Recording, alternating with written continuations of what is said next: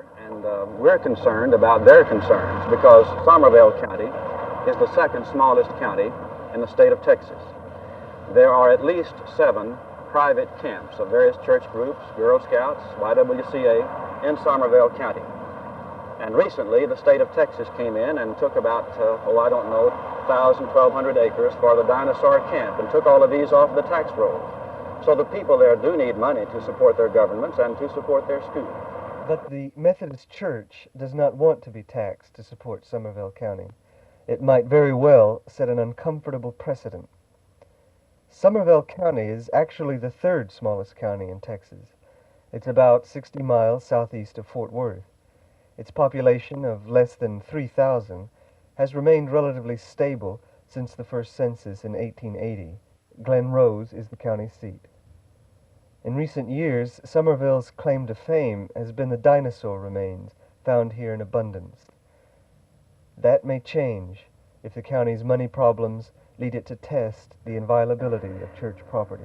Last year we almost went in the red, not quite, before their taxes started coming in October.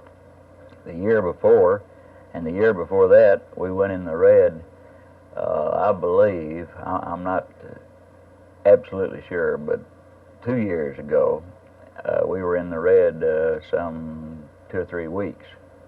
It's not a long time, but we don't like to be in the red at all because we can't increase our debt ceiling like the federal government can, and we have to operate within our budget. Judge Summers and the county commissioners came up with a solution which surprised Reverend Wilson Canifax and the Methodist Church. Some 4 years ago, reading in the Dallas News, we noticed that our properties at Glen Lake Camp, Glen Rose, Texas, were being taxed by the county of Somervell. And this is the first time we were aware that our properties were on the tax roll. And we called 2 or 3 of our attorneys together and discussed the matter and decided that we should not pay the taxes. But they have brought suit now to try to force us to pay taxes on the properties which we have there. We will meet them in the district court. If we do not obtain a successful interpretation there, of course, we will go to the state court, and then perhaps this could go as far as the Supreme Court of the United States. We believe that the churches, the parsonages, fellowship halls, whatever was in conjunction with the church itself and was used strictly for religious purposes, should be tax exempt. But as I expressed it at that time, when they go into business, I feel they should be treated as a business. Under current valuations, the nonprofit camps would generate only 3.5% of the county's total tax revenue, about $1,300, as opposed to $37,000 in current revenue. And the land presently owned by these nonprofit organizations comprise less than 1% of the county's total acreage.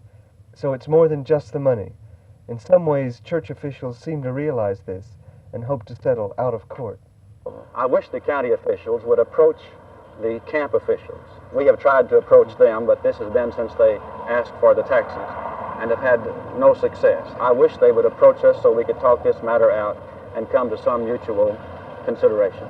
That has been tried a little. We had a second meeting with their representatives, and some suggestion was made, I believe, by one of the, I'm not certain, I believe it was one of the members of the Methodist conference, that perhaps they could work out some payment to the county, maybe not a tax, but some service payment.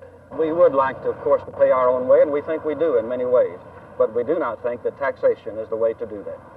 Whether or not you know it, there's churches of the United States own an immense amount of property, billions of dollars worth.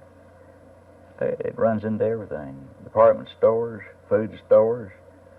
Even understand maybe one group owns a brewery somewhere. I don't know whether that's true or not, but I do know they own a lot of business interests. And to me, these camps are in business.